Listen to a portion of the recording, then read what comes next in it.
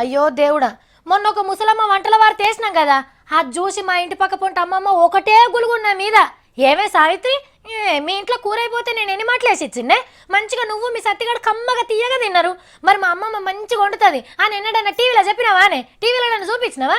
గదేదో యూట్యూబ్లోకి ఎక్కించినా అయిపోవు. ఓ 10 లక్షల మంది కన్నా తెలుసు కదా నా వంట రుచి అని నా మీద పడ్డది. ఆమెకి ఏం సమాధానం చెప్పాలో తెలుస్తలేదురా దేవుడా అనుకుంటే మా సత్తిగాడు ఉన్న జాగాలు ఉండక ఇంకో తిండి వార్త తీసుకొచ్చిండు. ఇక ఏం చేయలేమప్పు. గౌడన్న ముంజలు కొట్టుకొస్తున్నాడు. జల్ది జల్ది కొయ్యిండ్రన్న. మంచిగా వెళ్ళినాయి.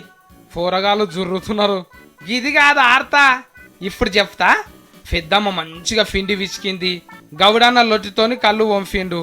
పొయ్యి ముట్టించి కడాయిల నూనె ఆగబెడుతుంది.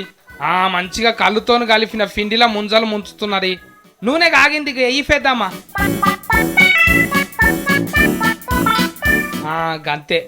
అబ్బా, తాటు బజ్జీలు ఉడుకుతున్నాయి. ఏ జరంత అసంత జరగరా అరుణ్రయ్య, మీరనే వాడుతున్నారు. వేసేదాకా నన్ను ఆగేటట్లేరు. తాటి బజ్జీలు తయ్యారు. దేవు పెద్దమ్మ ఇక తినుండ్రి. ఉఫ్ఫు ఉఫ్ఫు అంటాను ఊరుకుతా. ఒక్కొక్కరు ఎన్ని ఫిలేట్లు లేవాడతారో.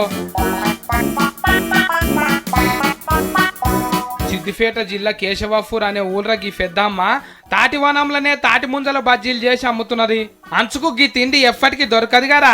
వచ్చినోళ్ళు అంతా 2 బుడ్ల తాటికాళ్ళు తాగి 4 ఫిలేట్ల తాటి ముంజల బజ్జీలు తినిపోతుండ్రంట. గిరాకి పెంచుకునేటందుకు మంచి ఉపాయమే చేసినావు పెద్దమ్మో.